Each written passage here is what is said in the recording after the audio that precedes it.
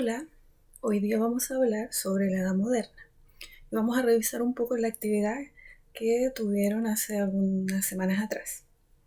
Vamos a revisar solo los principales hechos de la Edad Moderna porque esto es un repaso en realidad de lo que vieron el año pasado.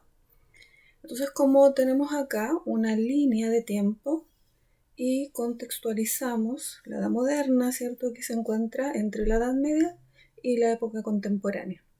Comienza en el siglo XV con la caída del Imperio Romano de Oriente en 1453. Para otros, el inicio es el descubrimiento de América en 1492. Y termina en el siglo XVIII con la Revolución Francesa en 1789. ¿Qué vamos a revisar de esta época? El Renacimiento y Humanismo, las monarquías absolutas, los descubrimientos geográficos y la expansión europea, y lo que fue la Reforma Protestante. También la Ilustración, pero la Ilustración le vamos a dedicar un capítulo aparte. Vamos a comenzar por lo que fue el Renacimiento y Humanismo. El humanismo y el Renacimiento fueron movimientos que surgen hacia el fin de la Edad Media. Y el humanismo se aplica a la cultura y la literatura en general, y el Renacimiento tiene que ver más con el arte en sí. Ahora, ambos movimientos se basan en la Edad Antigua, principalmente en la cultura griega y en la romana, y tratan de imitarla y de volver a ese pasado glorioso que había tenido Europa a través de estas culturas. ¿Qué pasa en esta época? Se produce el cambio de la visión teocéntrica, que significa que Dios era el centro de todas las cosas, a una totalmente antropocéntrica, donde se idealiza al hombre como tal, al ser humano. El ser humano es capaz de realizarse, es capaz de una búsqueda interna y externa. Entonces se crea el hombre renacentista, y el hombre humanista es un hombre que tiene mucho interés por conocer. Es una mentalidad apasionada por las ciencias. Por ejemplo, surge un primer intento de revolución científica, y también por las artes, nuevas técnicas.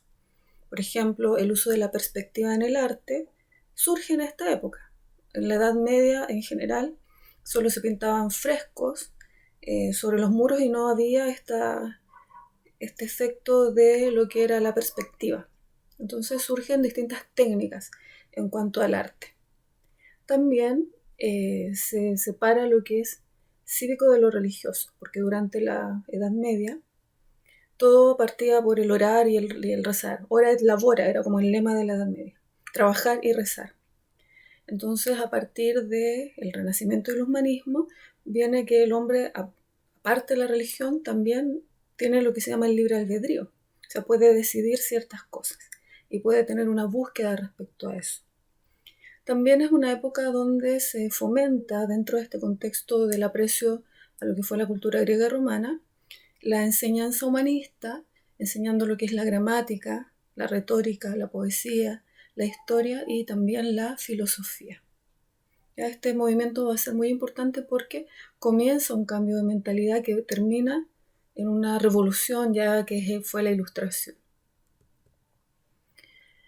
La forma de gobierno en lo político va a estar dada por las monarquías absolutas durante la Edad Moderna. ¿A qué nos referimos cuando hablamos de monarquía absoluta? A un rey que tiene concentrado en sus manos todo el poder, ya que este rey hacía las leyes, ejecutaba las leyes, también hacía justicia, controlaba la economía, controlaba la iglesia, y también tenía la idea de ampliar su territorio a través de un ejército profesional, y para tener mayor control sobre todas las cosas, se rodeaba de una burocracia que eran distintos funcionarios que le ayudaban a cumplir sus objetivos. Ahora, el rey tenía tanto poder porque existía una teoría que se llamaba de derecho divino, donde el poder del rey venía de Dios. Eso se llama teocracia. Y el rey era un personaje hereditario, o sea, solamente los príncipes podían llegar a ser rey, y el cargo era de carácter vitalicio, o sea, hasta que la persona moría o abdicaba, es decir, renunciaba, pero en favor de su hijo al cargo. Eso con respecto a lo que era el mundo político y de poder durante la Edad Moderna. Hasta la Revolución Francesa, ahí comienza un proceso, ¿cierto?, de finalización de lo que fueron las monarquías absolutas. Vamos a ver otra cosa súper importante, un hecho súper importante que ocurre también en esta época, en la Edad Moderna, que fue la época de los descubrimientos geográficos. Dado el humanismo, dado el Renacimiento, la nueva mentalidad que hay en la época, el deseo de descubrir, de conocer, va a llevar a cabo a que hombres se aventuren a lugares desconocidos. Pero también va a haber un hecho político y económico que va a facilitar que comiencen estos descubrimientos geográficos. Y este hecho va a ser cuando cae el Imperio Romano de Oriente, el Imperio Bizantino, y los turcos, ¿cierto?, toman y provocan la caída de Constantinopla y bloquean las rutas que los europeos utilizaban para viajar, ¿cierto?, a comprar las especias en Asia. Entonces los europeos se van a ver obligados a buscar nuevas rutas. Y los más afectados por este bloqueo van a ser España y Portugal, porque eran los que quedaban más alejados de Asia. Entonces los portugueses van a tomar la ruta africana, se van a dar toda la vuelta por África hasta aparecer por las Indias, y ahí surge lo que fue el proyecto de Colón, que él postulaba que la Tierra era esférica y por lo tanto navegando hacia el oeste se podía aparecer por el este y que iban a llegar a las Indias, ¿ya?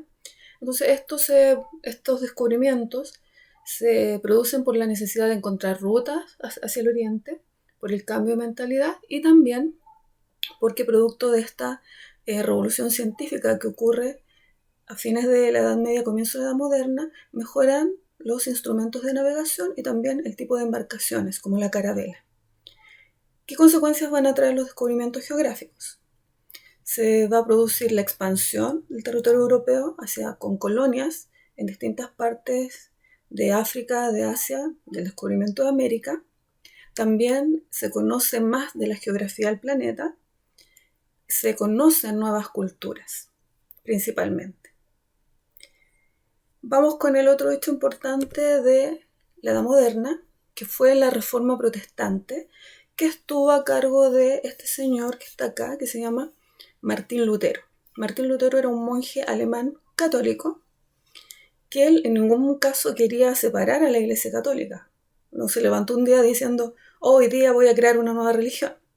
Él lo que hizo fue una crítica para mejorar a la Iglesia Católica, porque en esa época la Iglesia Católica tenía muchas acusaciones de corrupción, que causaba molestia a la labor de la Iglesia, la gente se había vuelto muy supersticiosa, los curas tenían una vida licenciosa, y se llegó al punto de vender el perdón de los pecados. O sea, cuando uno se iba a confesar, tenía que llevar platita, porque tenía que pagar por una indulgencia, que era un documento, que a mí eso me significaba que me perdonaban los pecados, y también una penitencia, unos rezos. Y eso, algunos monjes como Martín Lutero lo encontraba el colmo. Entonces él llevó a cabo una propuesta a la Iglesia de 95 tesis para mejorarla, pero esto no fue bien visto por el Papa y por otros personajes de la Iglesia. Termina habiendo un conflicto y se separa finalmente la Iglesia Católica, se produce una división y surge lo que se llama la Iglesia Protestante, porque protestaron por esta realidad que tenía la Iglesia Católica.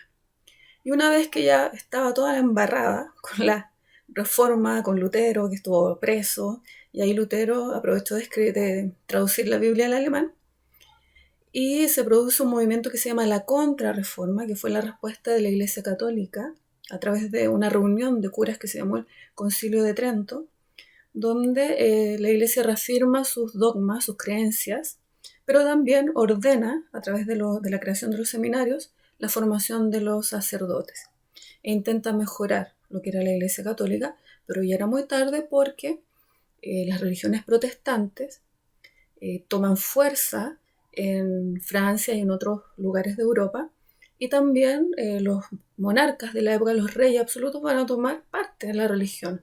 O sea, si el emperador alemán tenía que tomar y defender la religión protestante, si era un reino católico, los reyes tenían que defender la religión católica, y esto va a llevar a guerras por religión entre protestantes y entre católicos. Y los protestantes no obedecen al Papa, y los protestantes tampoco creen en los sacerdotes, creen en el contacto directo que cada persona tiene con Dios y en el estudio de la Biblia. Podríamos decir que hoy día los herederos de estas religiones son los evangélicos, por ejemplo, para que a ustedes les quede más claro. Bueno, y el último aspecto importante de la Edad Moderna, y ultra resumido, es la ilustración, a la cual le vamos a dedicar un capítulo aparte, pero es importante que ustedes sepan más o menos de qué se trata. Tiene que ver con el Renacimiento, con el humanismo, con que el hombre cree mucho en esta época en que la razón, el uso de su razón, lo va a llevar a conocer a través de la observación de la naturaleza, de la experimentación, va a alcanzar el progreso y que con este progreso va a poder llegar a la felicidad. Y los pensadores ilustrados van a ser Montesquieu, Voltaire, Diderot y D'Alembert, que crean la enciclopedia, Rousseau, Gaspar Melchor de Jovellanos.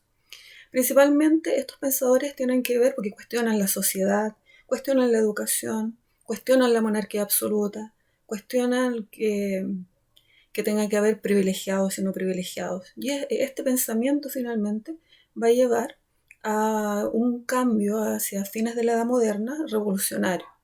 La Revolución Francesa, por ejemplo, que va a provocar cambios en lo que es las formas de gobierno y también el reordenamiento de la sociedad. Entonces, en otro capítulo vamos a analizar lo que fue la Ilustración. Así que nos vemos.